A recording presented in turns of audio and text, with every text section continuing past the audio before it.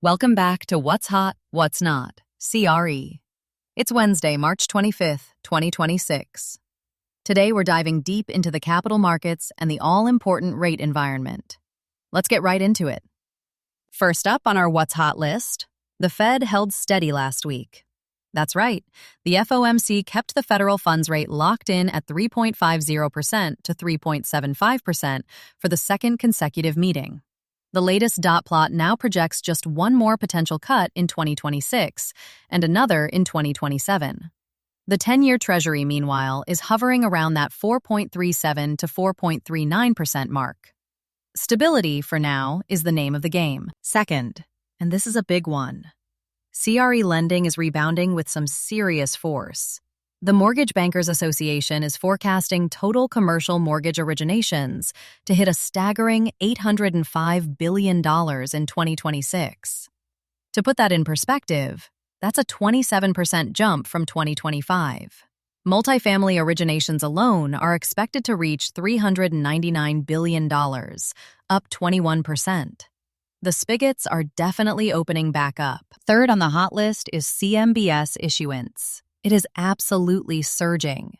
KBRA forecasts private label C.R.E. securitization volume to reach $183 billion this year, which would be a post-financial crisis high.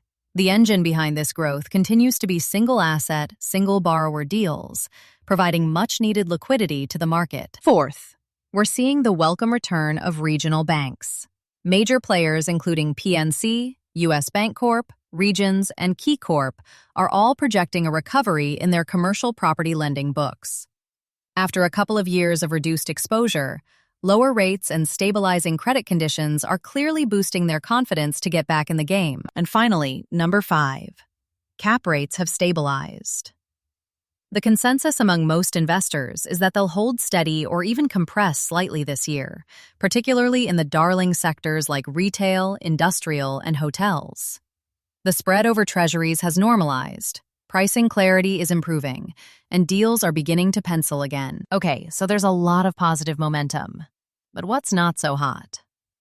Let's flip the coin. The maturity wall is no longer a distant threat. It is here. Approximately $875 billion in commercial and multifamily mortgage debt matures in 2026. That's about 17% of the entire $5 trillion outstanding. Here's the problem. Many of these loans originated at rock-bottom 3 to 4% rates and now face refinancing at double those levels. Looking closer, multifamily maturities in particular are surging. After a sizable $104 billion matured in 2025, the calendar jumps a whopping 56% to $162 billion this year. A lot of borrowers who decided to wait and hope for deeper rate cuts are now facing a reality check with much tighter conditions. Unsurprisingly, office sector stress continues. Maturity defaults are expected to dominate new delinquencies this year, with office being the primary culprit. Persistently high vacancy rates and deep structural challenges mean many of these office loans will unfortunately require significant workouts or even liquidation. And that leads to my final not point. The strategy of extend and pretend is running out of runway.